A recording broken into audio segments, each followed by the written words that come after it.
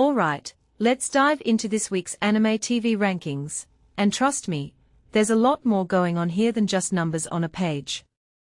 First off, the big question: why is a 56-year-old anime still dominating Japanese TV in 2026? Because Sazae-san, yes, the Stone Age era sitcom that started in 1969 just scored a 7.5% rating and absolutely crushed the competition. Meanwhile, some of this season's buzziest new shows can't even break 2%. What does this tell us about Japanese animation culture? Let me break it down. Now, I know what you're thinking: ratings are ratings, so what?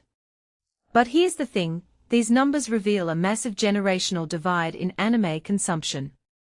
You've got Detective Conan at number 2 with 5.4%, which is 32 years old, and Chibi Maruko-chan at number 3, which is 36 years young. Then suddenly, That Time I Got Reincarnated as a Slime Season 3 drops to 2.9%, which is basically anime's version of a midlife crisis.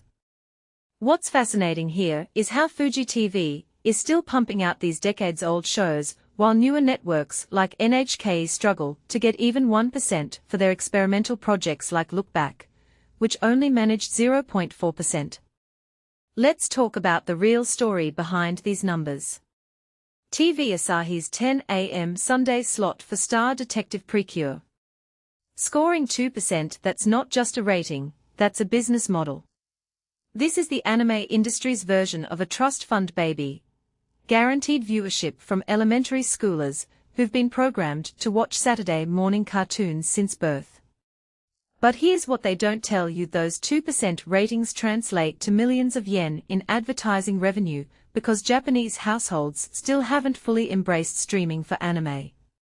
And let's be real, most of these viewers are probably grandparents who think Crunchyroll is some kind of cereal topping. Now let's get wild. Why is Studio MAPPA's Elusive Samurai Season 2 at 2.2%, while Demon Slayer reruns also score 2.1%? This isn't just about quality, it's about scheduling warfare. Fuji TV's putting their heavy hitters at 11:30 p.m. on Fridays, which is basically anime's version of Siberia. But here's the twist: those late-night slots are actually strategic masterstrokes. They are not chasing ratings, they are building cult followings that'll translate to Blu-ray sales and merch profits later. Meanwhile, NHKE's 0.4% for Look Back isn't a failure, it's a calculated move to position themselves as the art house network for intellectuals who still watch TV in 2026. But here's the deeper truth no one's talking about: these rankings expose a fundamental identity crisis in Japanese animation. On one hand, you've got this obsession with legacy content shows that have been running longer than most of their viewers have been alive. On the other hand, there's this desperate scramble to adapt viral one-shots like Look Back into films that nobody watches. What does this say about the industry's future? Personally, I think we are witnessing the last gasp of traditional TV anime. The real action is happening on streaming platforms where ratings aren't public knowledge, and that's where the next generation of anime creators are quietly revolutionizing the medium, while the old guard clings to their 7.5% ratings.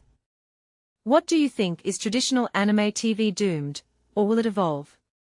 Let me know in the comments, and don't forget to like if you're Team 7.5% Sazae-san forever, or Team 0.4% artsy NHK experiments. I know I am.